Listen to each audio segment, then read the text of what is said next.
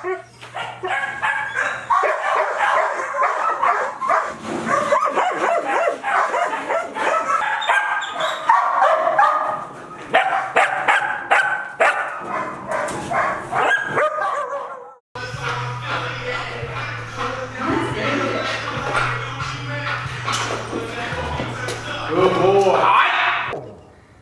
think it's ordained for us to be able to work a dog, and I love it. It's a beautiful thing. It's a godly thing.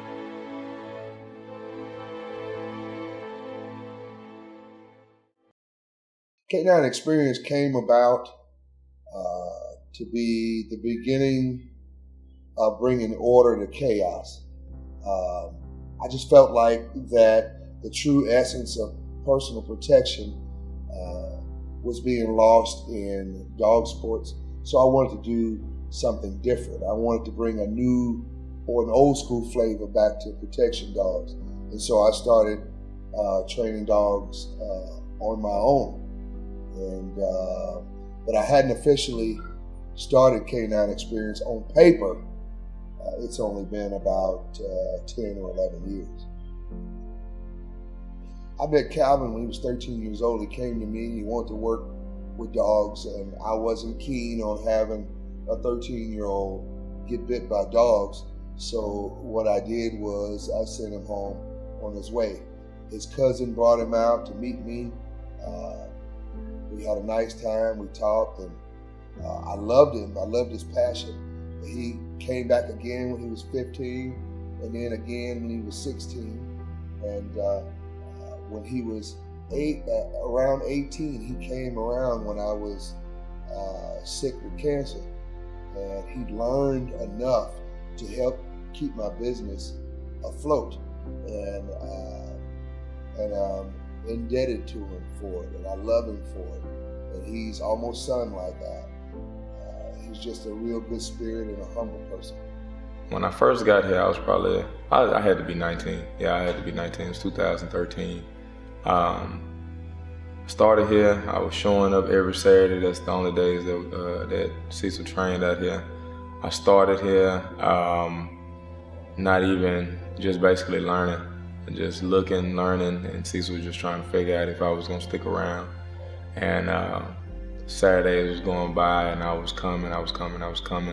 And finally one day he asked me, did I want to jump in the bite suit? So of course I'm not gonna say no. Purpose of a personal protection dog, man, is that dog that can serve as a companion first, but also do the things that you as a human cannot do. That dog that you have that is a personal protection dog is a dog that don't understand that any harm can come to him. Okay, if you have a personal protection dog, you most likely want to make sure that it is very clear-headed. Therefore, that the dog understands the scenario versus just being an aggressive dog. It's not necessarily aggression. It's basically acting.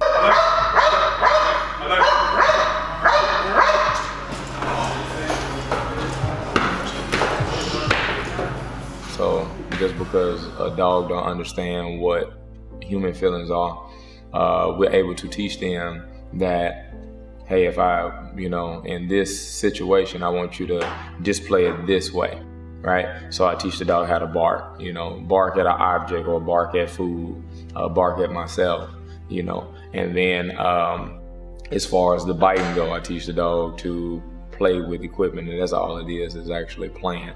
The dog thinks that he's playing. So if I can teach a dog to bark, and I can teach a dog to bite on command, and no matter if it's a toy or a person with a suit on, then I can teach the dog to actually do it within a scenario. Rarely does a protection dog actually have to bite a person. That's very rare. It's usually dogs that are not trained that usually bite people. If you take in consideration, let's say, martial arts or mixed martial arts, the times that those type of individuals actually would have to use that against a person is very low, right? Because they're confident in being able to deal with those situations. The best way to win a fight is not to have to get in one. Dogs are companions. So people that have these dogs that perform these tasks also have a companion at the end of the day. So a lot of lonely people, a lot of people that have, extreme, really intensive jobs and stuff like that, their dog is able to be at the house at the end of the day and serve them a purpose of comfort. And then, it's just a plus that the dog is somewhat what I call a superhero that can do anything. Over years, through trial and error, I've developed my own system that I'm comfortable with. I can convey that to people, not just for the time that I'm in front of them, but for a time that when we're extended family, we're away from each other. So I give them things that they can, tangible things that they feel like that they can take with them and learn from and grow.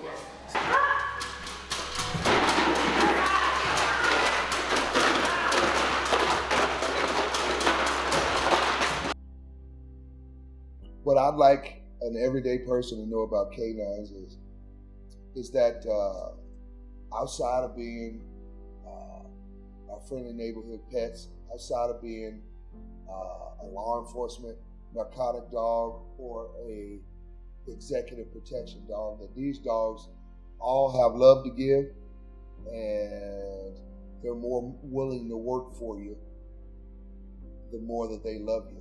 And so if you can use their love as a catalyst for work, you got something special there. Oh man, it means so much to me. Can you imagine a world where you wake up and go to a job and then you're happy to be there? My grandpa once said, a good dog is better than a bad woman. And if I can wake up to a good dog every day, man, I'm in tall cotton. It's most definitely something that's addicting, but it's extremely hard. And as long as you want to, push forward and you got the motivation to do something, you can most definitely do it through your passion. But you got to, always have an open mind and to wanting to move forward.